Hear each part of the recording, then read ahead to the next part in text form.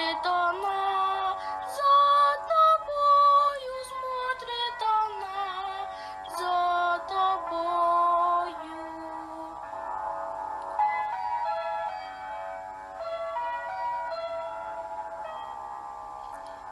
Родина слышит, Родина знает, как нелегко ее сын побеждает, но не сдается правый и смелый, всею судьбой своей ты утверждаешь